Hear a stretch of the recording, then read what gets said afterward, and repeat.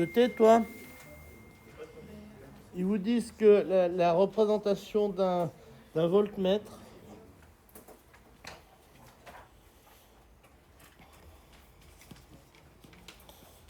c'est essentiellement donc un truc qui est là. Bon, le truc qui est là, c'est pas compliqué, mais je vais pas vous dire ce que c'est. Et puis vous avez en parallèle une résistance ici.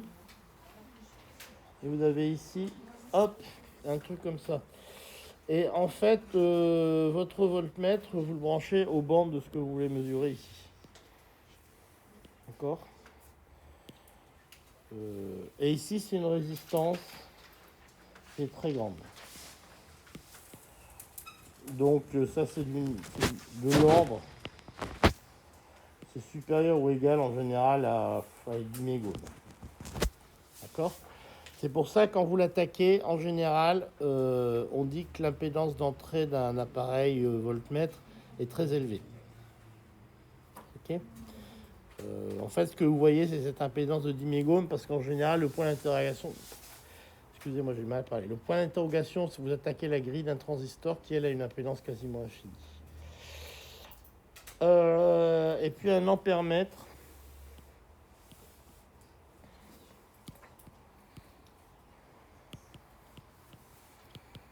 Un ampèremètre, on vous dit qu'il y a un point d'interrogation là. Et puis derrière, donc, je ne sais pas pourquoi ils ferment leur circuit, hein, c'est con, mais bon. Un ampèremètre, c'est une résistance. Et puis vous avez ici quelque chose qui mesure le courant. D'accord ? Et puis vous, le 100 ampèremètre, vous l'attaquez ici. D'accord ? Donc l'ampèremètre, vous l'attaquez en 2 points. Et en fait, l'ampèremètre, vous avez ici une résistance. En fait, ça vaut le coup de regarder mes tutos parce que je l'écris tellement mal que dans le tuto, vous arriverez à voir ce que c'est expliqué. Donc l'ampèremètre, vous avez ici une résistance qui au contraire est très basse. Alors la résistance très basse, ça peut être de l'ordre de l'ohm ou un truc comme ça si vous avez un très bon appareil. Donc ça dépend un peu de la résistance que vous avez. Bon, ça c'est ce que vous avez dans votre cours, le cours, il est page 34. Donc c'est le transparent 34.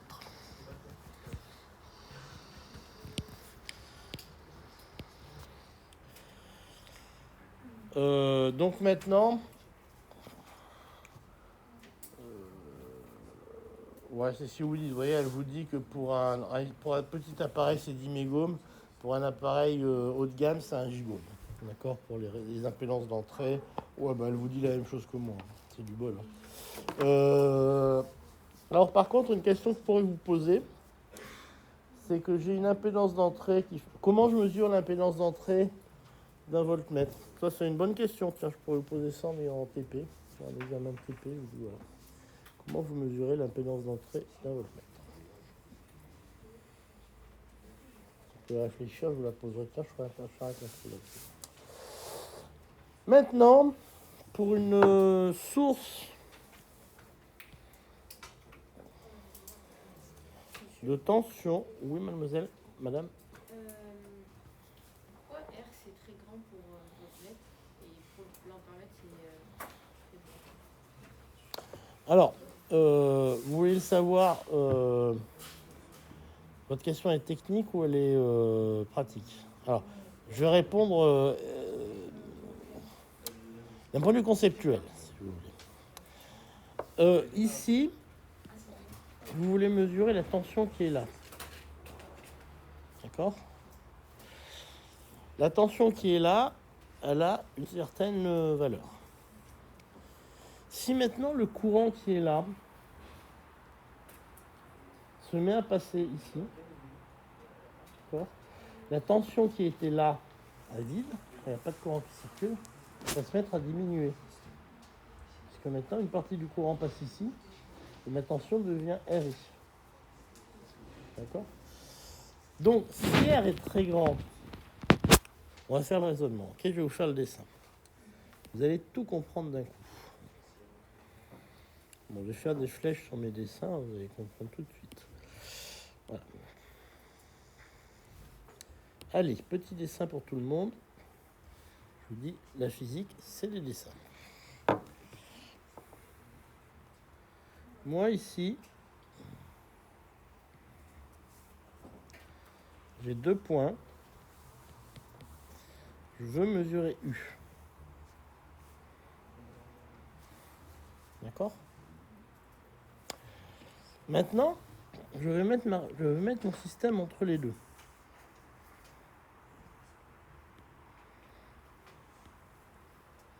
Il n'est pas comme ça d'ailleurs, excusez-moi. Le système, il est comme ça. Non mais je me fais exprès de faire des conneries, mais c'est pas possible. Le système, il est comme ça.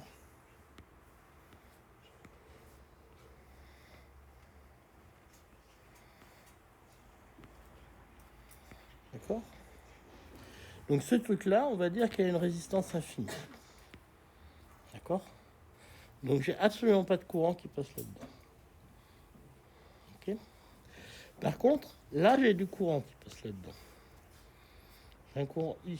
Alors pourquoi? Parce que tout à l'heure, mon fil était coupé. Donc j'avais pas de courant qui passait là-dedans. J'avais une tension U. Maintenant, j'ai du courant qui passe là-dedans. D'accord? Donc la tension que j'ai ici, c'est pas tout à fait U. Si j'applique, c'est ça. Si j'applique ma loi des mailles et tout ce que vous voulez, en fait ici j'ai U moins R I. Non, j'ai U moins V sur R, pardon. La tension que j'ai là, on fait le calcul chez vous, hein, c'est U facteur de 1 moins 1 sur R. Bon, c'est pas homogène mon truc, donc il faut vous débrouiller pour que ça soit homogène. Parce que là, c'est pas homogène pour l'instant. Et le A, ça correspond à quoi? C'est pas un A, c'est un point d'interrogation là qui est très mal dessiné. Pour être raccord avec votre dessin, pas de problème.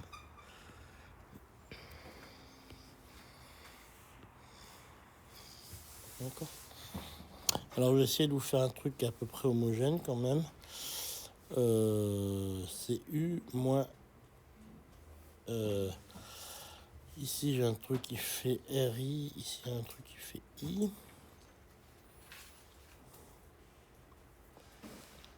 Donc il fait U.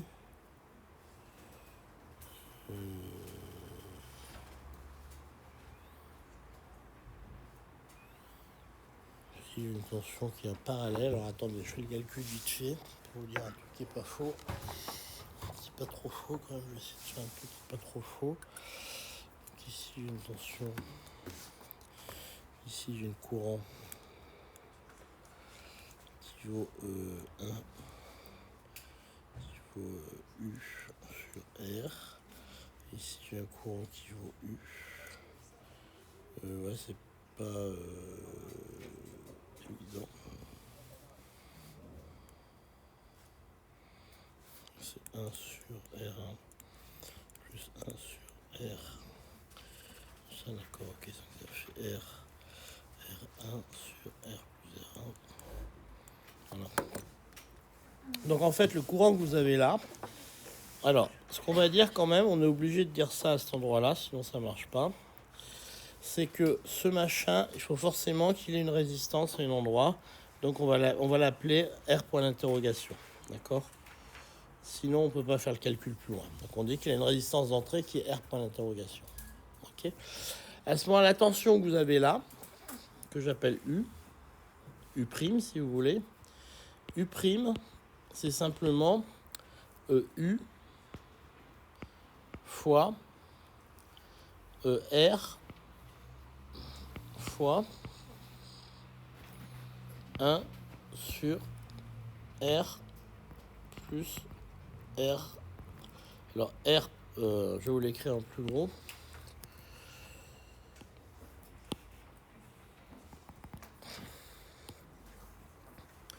U', c'est égal à U.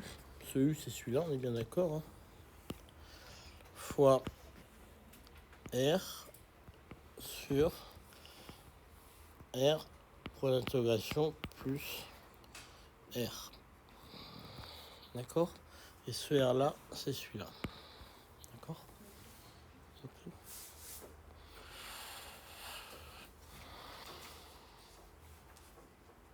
Alors, ce que vous voyez, c'est que si R tend vers l'infini, vous allez faire les limites de fonction. D'accord? Vous avez U' qui tend vers U. D'accord? Donc, si votre impédance d'entrée de votre voltmètre est très très grande, vous mesurez bien la même chose que la tension que vous voulez mesurer. Si par exemple vous avez une impédance de votre voltmètre qui est de l'ordre de l'impédance de ce que vous voulez mesurer, en fait vous ne mesurez pas U. Alors ça, c'est un exercice que vous pouvez faire. Bon, c'est un peu plus compliqué que ça, là j'ai fait. C'est pas tout juste ce que je fais. Mais si vous faites le calcul exact, c'est comme ça que vous répondez à la question. Comment faire pour mesurer l'impédance d'entrée d'un voltmètre? C'est en faisant ce genre de calcul-là. On pourra le faire ensemble si vous voulez, pour répondre expérimentalement à la question comment je mesure l'impédance d'entrée de mon voltmètre. L'idée, c'est que si vous voulez, en gros, l'idée que vous avez concrètement, c'est que si j'ai un R qui est pas assez grand, j'ai une partie du courant qui passe dedans.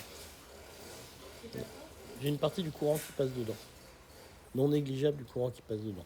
Normalement, ce truc-là, le courant est arrêté ici. D'accord? Et là, il n'est pas arrêté, il est dévié là-dedans. C'est ça qui pose problème. Ok? Donc j'en suis là. Alors, pour les générateurs, j'ai un petit peu le problème inverse. En générateur,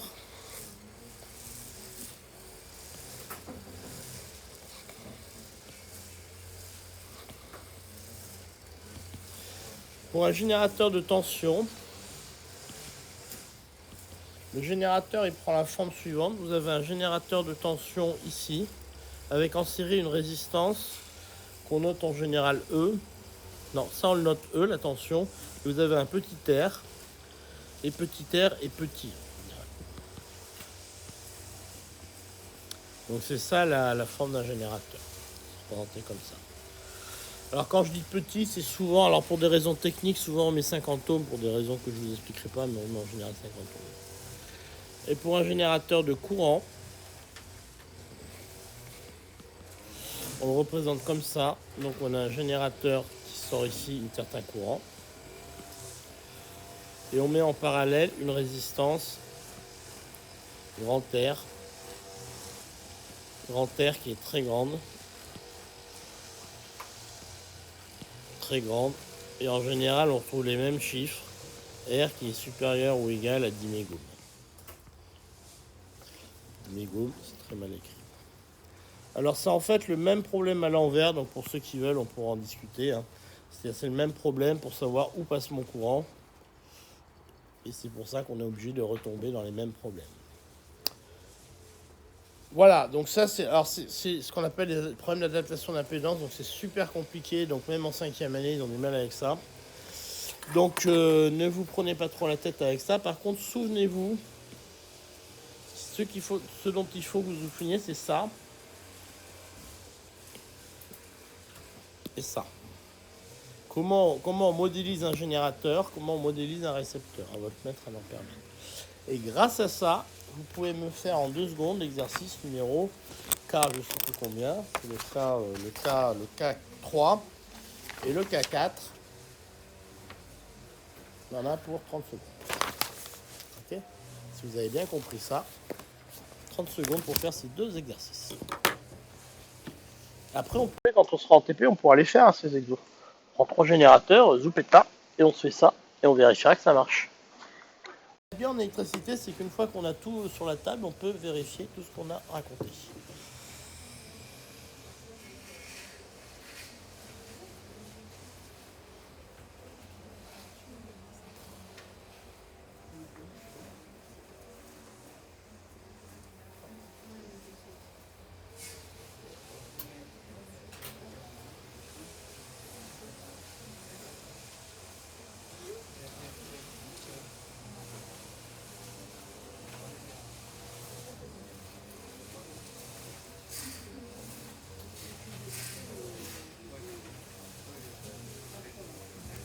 Bon, c'est très simple.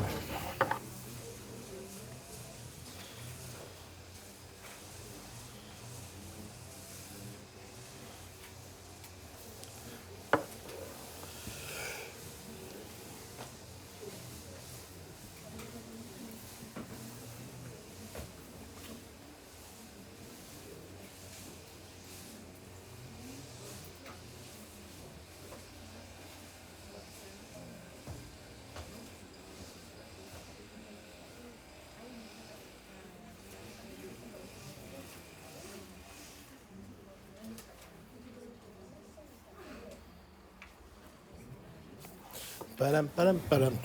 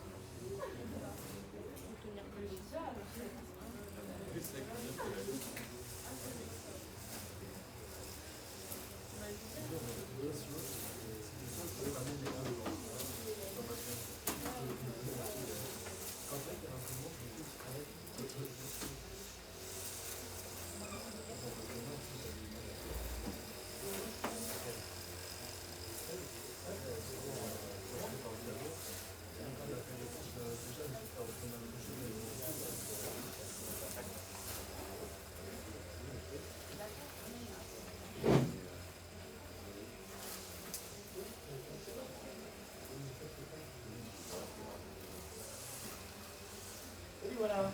Bon, alors.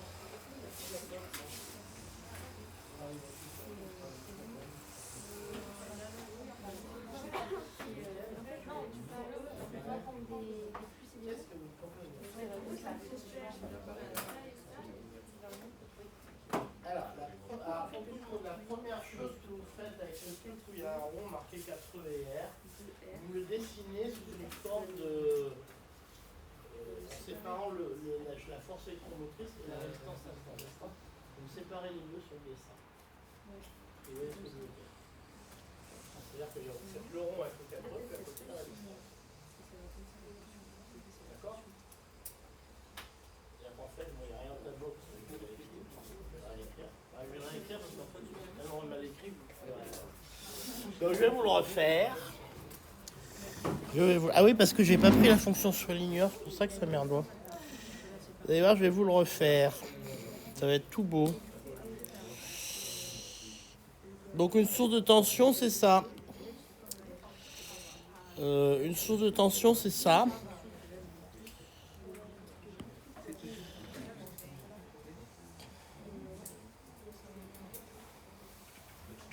Alors ça a un sens, hein. Donc là je mets dans le sens au hasard.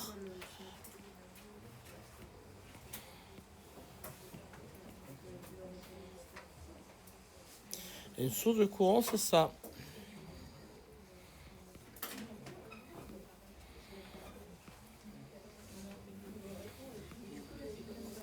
Alors là, dans cet exercice, au début, ce qu'ils ont fait, c'est qu'au lieu d'être E et petit r, ils vous ont tout mis ensemble. Ils vous ont mis, il y a une force électromotrice 4 petit e, une résistance de petit r.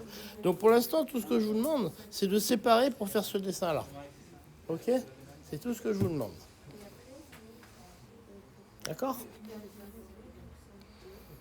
Puis une fois que vous avez fait ça, là je l'ai fait avec mesdames, là, une fois que vous avez fait ça, c'est évident. N'oubliez pas, quand vous ne comprenez pas, commencez par faire des dessins. Moi, quand j'en fais pas, ils sont dans ma tête. Ah oui, je voulais vous montrer des trucs.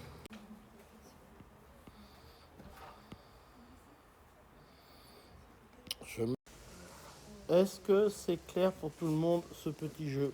Ouais. La flèche de l'attention, elle est comme ça, parce qu'il y a 5 E qui. Bah, elle est comme ça, simplement parce que je regarde. Parce que celle-là, elle est comme ça, celle-là, elle est comme ça, et c'est ceux-là qui gagnent.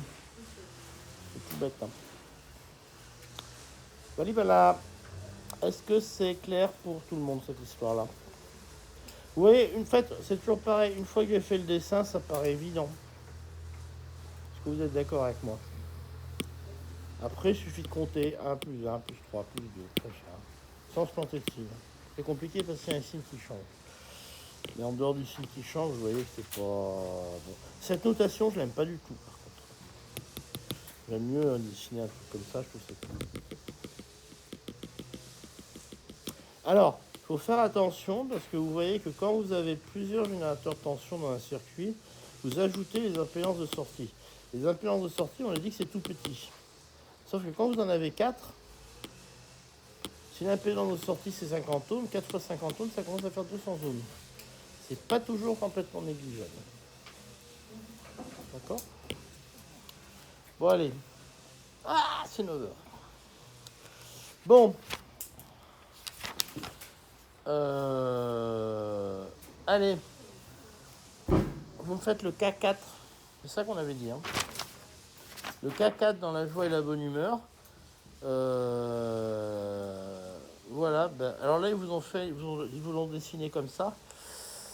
Et ben, vous me faites ça rapidement. Et c'est pareil. Alors, il est un peu plus astucieux que le K4. Il marche bien. J'ai tout mis ma correction, donc je vais le refaire vite fait. Voilà. Je dirais ces problèmes, ils sont trop simples, c'est pour ça qu'ils vous perturbent. Parce que si vous dessinez des choses, ça, vous faites tellement de calculs que vous ne savez plus dessiner. Vous perdez le bon sens. C'est comme les étudiants que j'ai en 5e année, des fois je leur dis, mais arrêtez de calculer. Ils sont tellement bons en calcul qu'ils veulent faire que du calcul à la fin. Alors, bon, on a un petit problème voilà, qui est marrant. Enfin, il est marrant, ça c'est vous amuse, mais... C'est pour ça que je vous dis de pas faire le 5, parce que le 5 c'est le même genre, mais en pas marrant. Bon, allez, on va le faire pas à pas en suivant la méthode. Mais il arrête de biper, lui. Ah oui, c'est parce que je reçois des mails, en fait. Donc, l'exercice K4.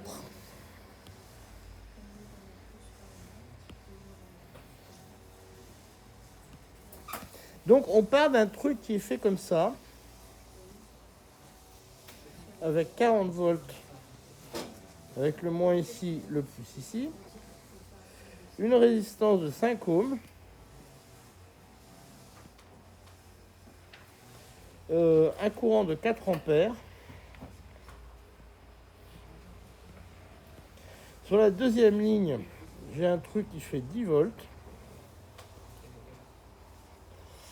Le moins ici, le plus ici. J'ai aussi ici une résistance qui vaut R.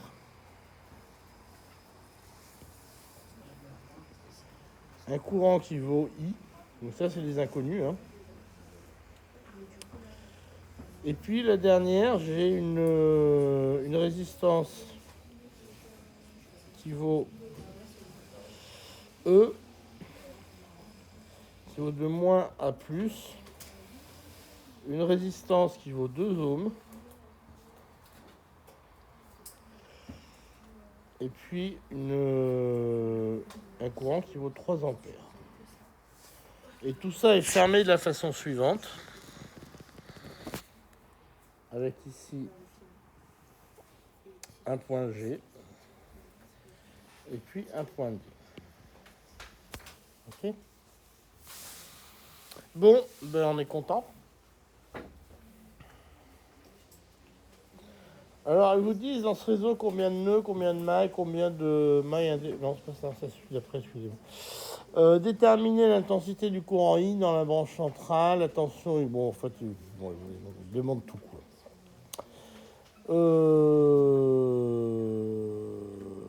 Alors, c'est là où, des fois, peut-être qu'en le redessinant différemment, ça peut vous aider. C'est pas forcément évident, donc on va le laisser dessiner comme ça. Alors, ce qu'on va regarder, c'est que le courant, vous avez ici un courant qui arrive comme ça. Vous en avez une partie qui repart comme ça. Et puis une partie qui repasse. Alors c'est chiant, mon verre, vous ne le voyez pas. Alors je vais prendre autre chose que du vert. Qu'est-ce que j'ai de marron?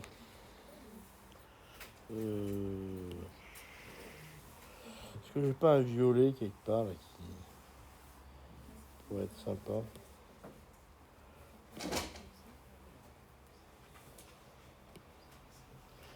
Ah ouais, j'ai un violet, voilà. Vous allez avoir droit à du violet. Voilà.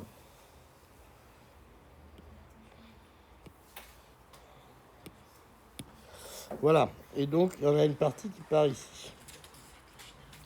Donc après, il y a une loi... la loi des nœuds, c'est ça? Elle s'appelle comme ça. Je connais jamais les noms des lois, hein, parce que ça me fait chier. Donc, il y a alors, ce qu'on appelle la loi des nœuds. Alors, vous voyez, on présente ça, la loi des nœuds. Donc, ça fait bien de dire la loi des nœuds. Ça, vous voyez que c'est évident, la loi des nœuds. Je veux dire, c'est pas...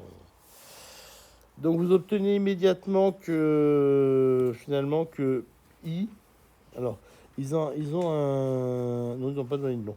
Donc, vous avez I qui est égal ici à... on va le prendre comme ça. Excusez-moi, vous avez 4 ampères. C'est joli ça, je sais pas ce que c'est, mais bon, bref. Donc vous avez, bon je vais regarder, vous avez 4 ampères qui est égal à I plus 3 ampères. Alors j'ai pas noté sur le graphique, hein, si j'ai 4 ampères et 3 ampères. Ma foi, est-ce que tout le monde est d'accord avec ça? Donc ça me fait que I est égal à 1 ampère. Bon, ça m'a l'air bien ça, non?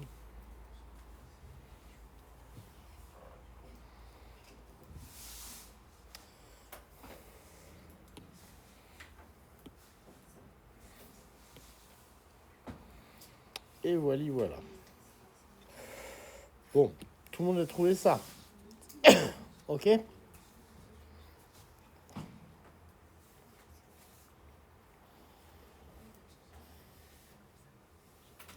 Bon, eh bien, on est content. Alors maintenant, il vous demande la tension UDG. Bon, la tension UDG, elle est où? Donc, c'est facile, la tension UDG. Alors, ce qui est chiant en électricité, c'est de mettre les flèches dans le bon sens. Parce que c'est vraiment casse-pied. Alors, au bout d'un moment, vous le savez par cœur, parce que vous en faites beaucoup. Mais retenez-le quand même, parce que c'est vraiment conventionnel. Donc, il n'y a rien d'intelligent derrière. Et si vous vous trompez, vous trouvez l'inverse de ce qu'il faut trouver. Donc, c'est un peu con quand même. Mais, donc, UDG, ça va de G à D. Donc, voilà. Donc ça n'a rien d'intelligent, mais si vous ne les adoptez pas comme il faut, vous trouvez le mauvais résultat. UDG, il est là.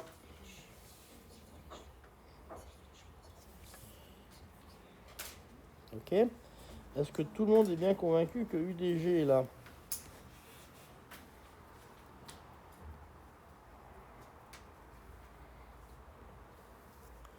Mais attention, vous savez que le problème, ça, c'est une équipotentielle.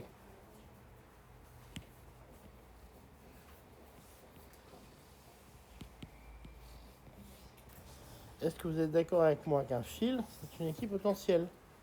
Tout le monde est d'accord avec moi? Donc un fil, c'est une équipotentielle. C'est pour ça que les oiseaux se posent sur les fils électriques. Un fil, c'est une équipotentielle. Par contre, l'autre fil, il a une autre tension. Donc si l'oiseau touche l'autre fil, il se prend une différence de tension et là, peu il crame. Alors comme l'oiseau est petit, en général, il n'y arrive pas. Mais un fil, c'est une équipotentielle. Autrement dit, le UDG, je le retrouve aussi ici.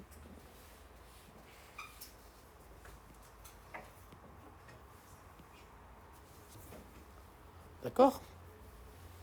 Alors si vous ne suivez pas, vous le dites, parce que c'est important que vous suiviez tout le cheminement de... J'allais dire de la pensée, il ne faut pas abuser, mais enfin le cheminement quand même...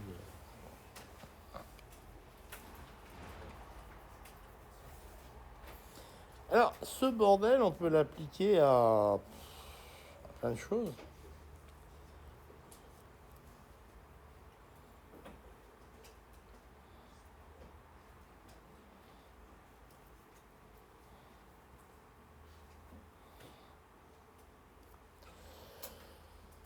Alors, vous voyez que...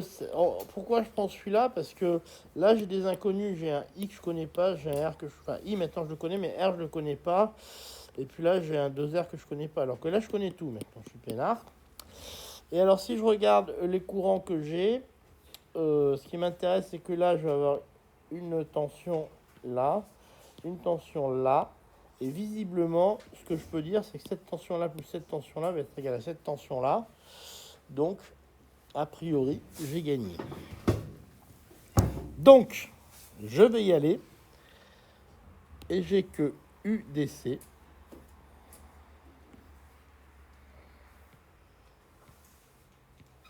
est égal à 40 volts. Et alors là, il faut faire super gaffe à un truc. C'est que si vous regardez comment sont définis le courant et la tension pour cette flèche-là, vous voyez que le courant est défini dans cette direction et la tension est définie dans la même direction. Donc la loi d'Ohm ne vous dit pas U égale RI, mais U égale moins RI. Ok? Parce que le courant et la tension sont définis dans le même sens. Est-ce que ça, c'est clair pour tout le monde? C'est très important. C'est pas fondamental, mais c'est très important quand vous faites des calculs dans la vraie vie. Est-ce que tout le monde a compris ce petit problème? Je vois un silence qui me fait penser que vous êtes crevés, vous êtes en train de dormir, et comme moi aussi, on va pas aller loin. Soit vous pensez à votre week-end, ce qui est aussi un argument valable. Mais vous n'avez pas l'air beaucoup... Bon. Il y avait une soirée hier, non? Même pas. Alors, donc, ce qui est important, c'est qu'ici, j'ai un moins 4 fois 5. Et je trouve que UDC est égal à 20 volts. Ouais. La flèche de la résistance, vous l'avez mis du moins vers le plus. C'est pas l'inverse. Attendez, ça c'est important, on va le reprendre dans l'ordre et la discipline. Celle-là. Alors, j'ai deux possibilités. Soit j'écris UDC égale ça plus ça, mais à ce moment-là, dans ma loi d'Ohm, il faut mettre un moins. Soit je l'écris dans l'autre sens. À ce moment-là, j'aurai un plus dans la loi d'Ohm, mais il faudra que je mette un moins parce qu'elle sera dans le sens inverse. Donc je n'aurai pas ça plus ça, j'aurai ça moins ça. Et dans les deux cas, je trouverai le même résultat. Il y aura un moins. L'affaire est cohérente.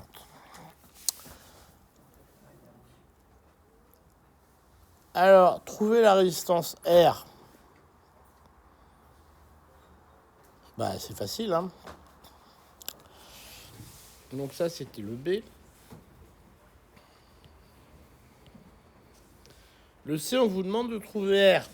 Ça, c'est pas trop plus compliqué parce que maintenant que vous avez UGD, donc vous avez ici. Aussi, c'est de ma faute, je fais pas assez de dessins. Je suis désolé parce qu'ils sont assez clairs dans ma tête les dessins, donc je fais pas de dessin. Et ça, c'est de ma faute.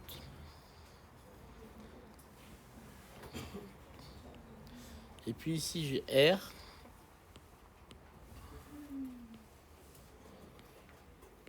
Et là, j'ai I. Et là, j'ai G. Et là, j'ai D. Oui, monsieur. UDG, le sens du UDG, ça correspond à celui du voltmètre ou rien à voir? UDG, cependant, c'est. Le sens, ça va vers la droite, ça correspond au voltmètre ou ça n'a rien à voir? Le temps, il va vers la droite. Bah, UDG, ça va vers la droite et le voltmètre aussi, ça a un lien ou pas? Pourquoi le voltmètre va vers la droite? Ça va de plus ou moins? Ah, du moins. Non, mais le plus ou moins qu'il y a sur le voltmètre, ça n'a rien à voir avec le temps. Et je veux dire, pourquoi ça va de ce côté-là, alors, UDG? Pas l'inverse.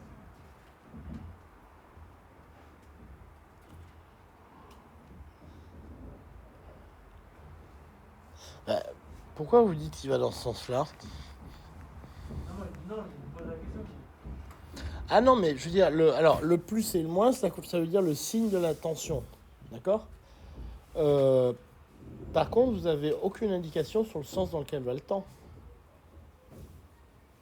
Enfin, si, le temps, il va toujours dans le même sens, hein, je veux dire. Mais ça n'a aucune indication sur le temps, ça. C'est juste une indication sur la tension. Les plus et les moins, c'est des indications sur la tension, sur le signe de la tension. C'est pas ça ma question, moi, c'est par rapport à UDG. Ouais. Pourquoi elle n'est pas de l'autre sens? Pourquoi elle ne va pas sur G?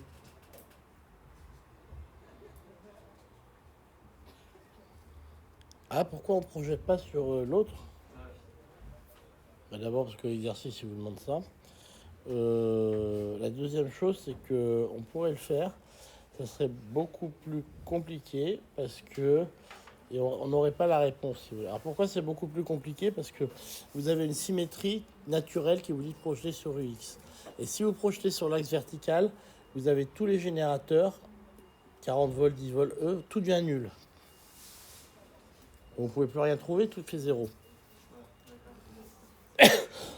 Oui, votre question, c'était le choix de l'axe, en fait.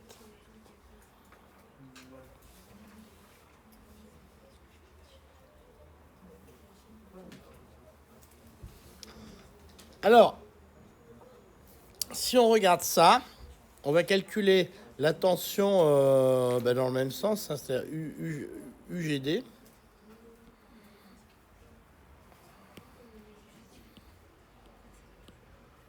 Et on calcule que UGD, c'est égal à 10 volts, hein, c'est ça qu'ils nous disent. Et c'est polarisé dans le bon sens. Parce que, et ce coup-ci, par contre, la résistance et le courant sont bien polarisés dans le bon sens. Ok? Donc ça vaut plus R fois... fois, c'était combien le I, on a dit? Je ne me rappelle même plus.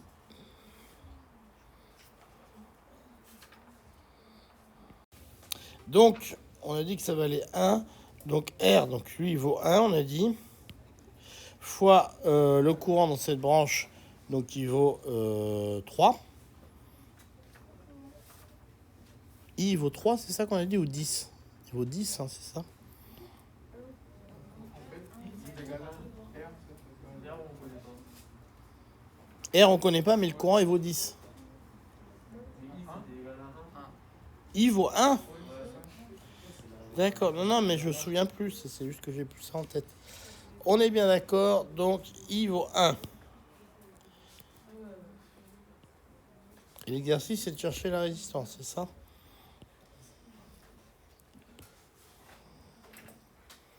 Et UGD, ça vaut 20 volts. Ok? Et vous en tirez immédiatement que R vaut 10. Est-ce bien clair pour tout le monde?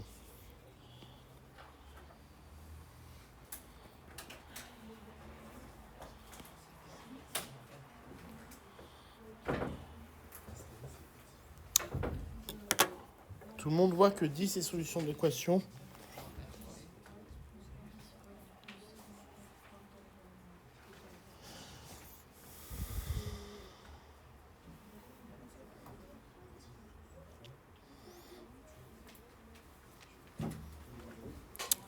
Alors vous essayez de suivre au tableau, est-ce que c'est clair ou...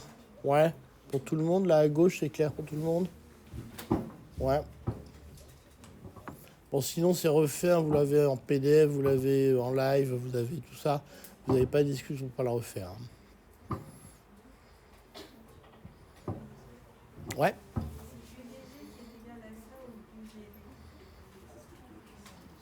C'est UGD qui est égal à ça. C'est ce qu'ils demandent dans le poly.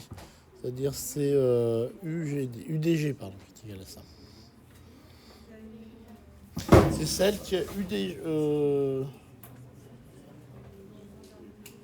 Attendez, il faut calculer. UDG, ça fait... Alors si je reprends la notation du poly, ça fait plus 40, moins 20, ça fait plus 20. Donc c'est UDG qui vaut plus 20. Donc c'est cette flèche-là qui vaut plus 20. UDG vaut plus 20. Donc ça c'est bien, c'est bon, le dessin il est bon. Parce que regardez, on va regarder la première ligne, d'accord? La première ligne, vous avez 40 dans ce sens-là, moins 20, donc ça vous fait un chiffre positif dans ce sens-là. Et donc cette flèche-là, elle est bien dans ce sens-là. Elle est bien positive dans ce sens-là.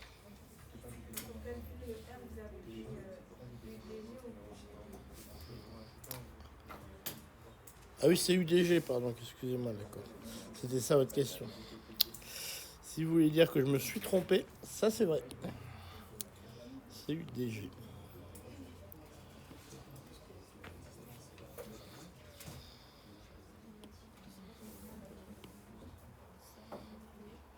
Bon après, ça c'est un peu des astuces quand on analyse les circuiteries. Hein, bon, c'est un peu... Mais ça c'est bien que vous refassiez tout ça tranquillement. La dernière question qu'il vous pose, c'est la force électromotrice E. Bon, on joue encore à ça. Hein. Alors, on va prendre la dernière ligne. Qui vous dit que E plus 2 fois 3 est égal à quoi? C'est égal à UDG. D'accord.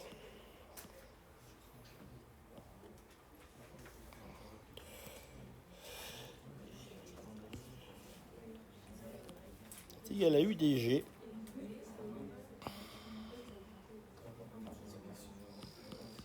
Ce qui entraîne que E, alors UDG c'est 20, on est d'accord. 2 fois 3 ça fait 6, donc E est égal à 14 volts. Est-ce que tout le monde est d'accord avec ces petits calculs?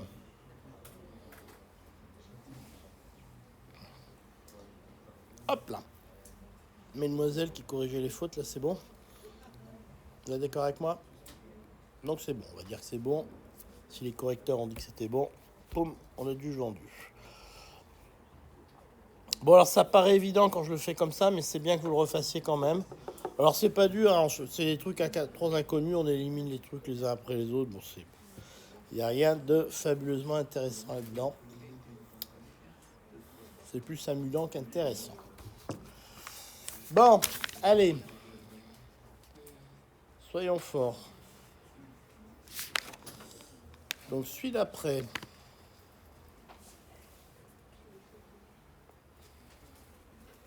Ah merde, j'ai oublié des trucs quand même à faire.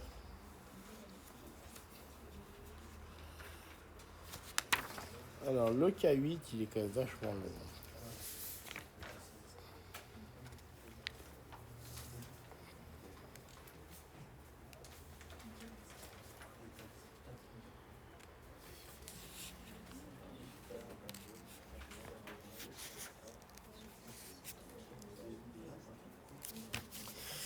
On va pas faire ça, sinon on va perdre trop de temps. On va perdre trop de temps.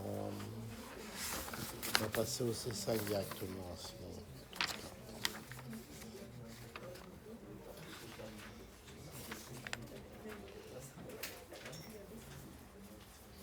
Allez, on va passer directement au C5 parce que sinon on va être trop en retard.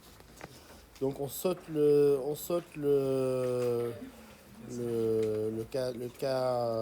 K8, machin truc.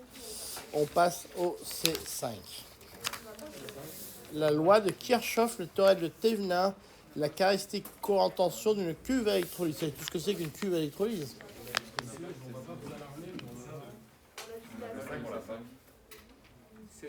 Elle n'a pas distribué ça.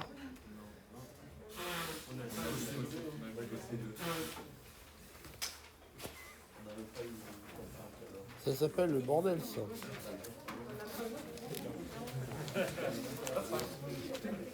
Vous n'avez pas le C machin. Ah, me le voilà bien.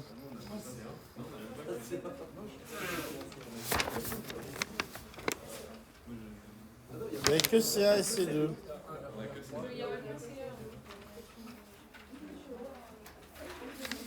Ouais, ça fait chier, ça. C'est vachement bien, moi je me ramène, super positif et tout. Ah non. Bon, on va faire ce que j'avais prévu. Alors le K8, c'est ça. Allez, c'est parti pour le K8. Alors le K8, c'est toujours la même chose, hein, vous le faites en 2 minutes, hein, parce que...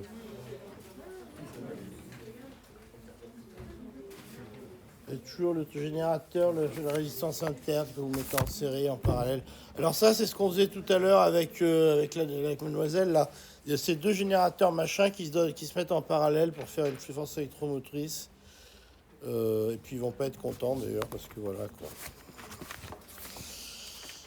Et comment ça se fait que vous n'avez pas ça?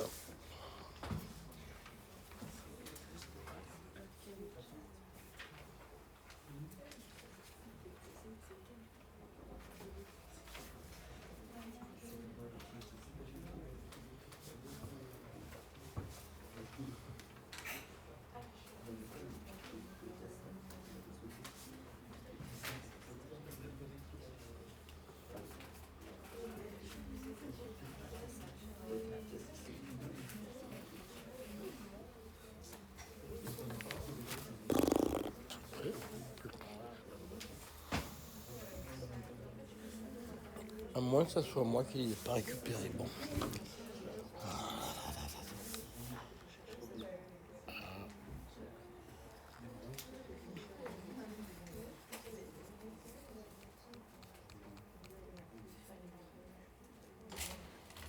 Merde.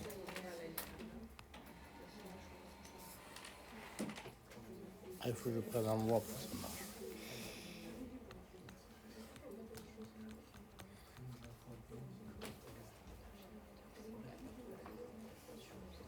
Le pire, c'est que ça marche.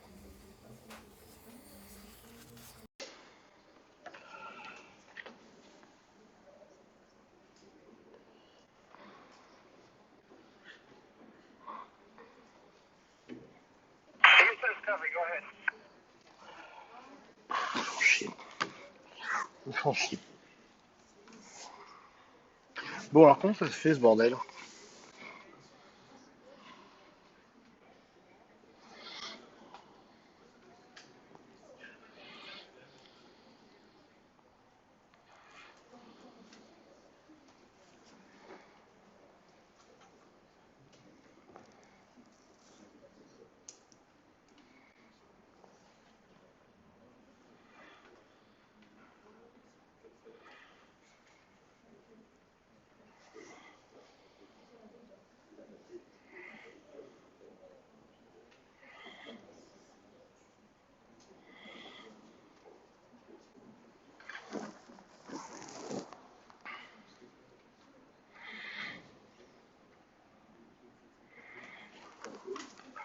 Ah, tadam, tagadoum, tagadoum.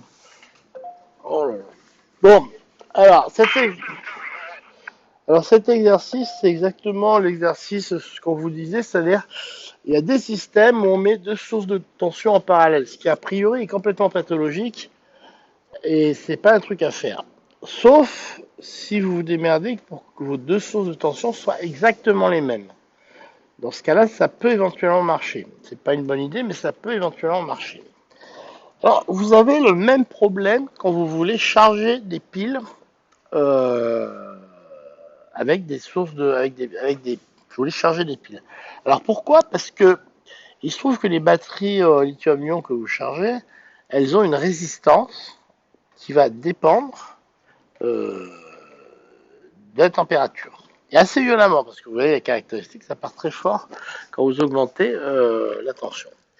Ce qui fait que si vous avez dans la ligne dans la ligne des piles une pile qui est plus chargée que les autres, sa résistance va devenir très élevée. Et donc la résistance de l'ensemble des piles, parce que comme elles sont en série, la résistance qui est vue par le générateur de courant, en général on les charge en courant, c'est celle de la plus grande des piles. D'accord? Parce que la résistance équivalente, c'est la somme des résistances. Donc la résistance qui est vue par le chargeur, c'est la plus grande des résistances en gros. Et donc comme le chargeur voit une résistance énorme, il arrête de charger. Mais en fait, il n'y a que la pile qui est presque chargée qui a cette résistance-là. Les autres, elles ont une résistance très basse, mais le chargeur ne les voit pas. C'est pour ça que par contre, quand on veut charger les piles rechargeables, les mettre en série, c'est pas une bonne idée. Parce que dès qu'il y en a une qui va être chargée, elle va s'arrêter. C'est pour ça que parfois, on les met en parallèle pour pouvoir les charger correctement. Donc il y a des compromis à faire pour trouver comment les utiliser au mieux. Ce qui est sûr, c'est qu'un des problèmes, c'est que leur résistivité varie beaucoup selon qu'elle soit pleine ou qu'elle soit vide. Et puis aussi avec l'âge, elle se dégrade pas mal. Donc c'est pas du tout facile de travailler avec ce genre de pile. Ok. Alors, ce que je vous propose, c'est qu'on va simplement regarder comment on attaquerait ce problème. Et puis après, je vais aller. Ok. Donc, le problème de générateur, c'est ça. Vous avez. Ah oui. Voilà. Donc, vous avez ici un système. Vous avez une source de DC comme ça. Et puis une résistance petit r. Puis vous avez la même chose en dessous. Avec une résistance petit r. Et puis en dessous, vous avez une résistance grand R. Avec une machine grand M. Voilà. Et donc tout le problème que vous avez, c'est est-ce que vous pouvez faire marcher une machine comme ça raisonnablement? Voilà, c'est la question qu'on vous pose, compte tenu de l'impédance de la machine, compte tenu d'un certain nombre de choses, des caractéristiques de la ville. Par exemple, actuellement, ça se pose pas mal comme problème sur des grosses manips. Ah là là, putain, c'est chiant ce truc. Sur des grosses manips, la question se...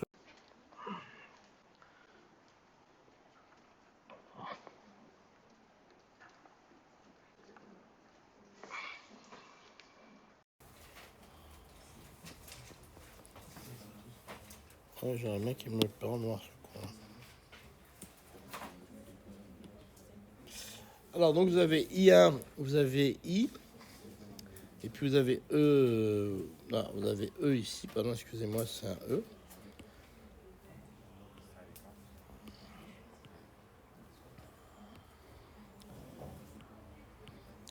Voilà.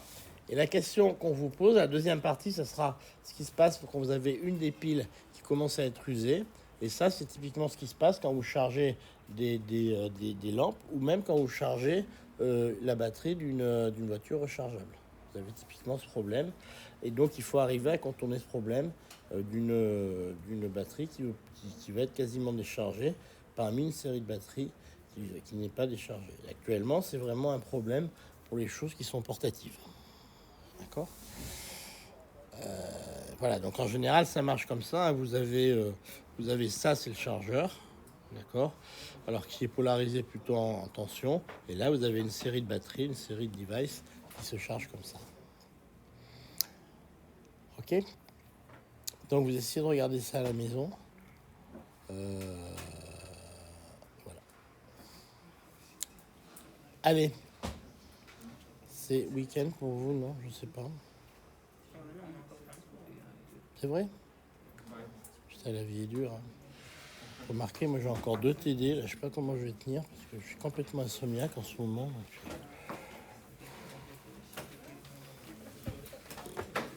Heureusement que c'est des premières années. Là, parce que si je suis pareil avec les 5e années, ça va être beaucoup plus dur.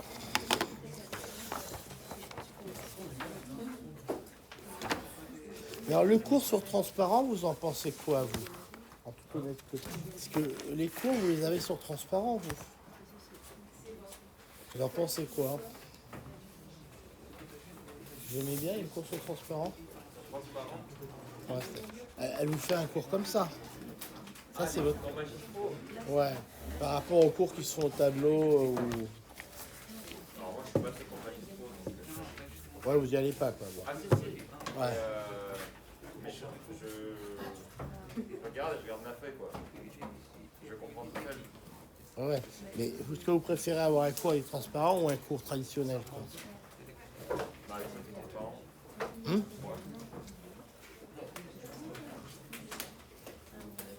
Ça dépend, hein. Ça dépend. En TD, c'est mieux le traditionnel. Non, je disais ça parce que c'est un débat qu'on a. Et moi, mon opinion, c'est quand même que dans les faut que j'arrête mon enregistrement. Dans les cours qui sont sur transparent, ça va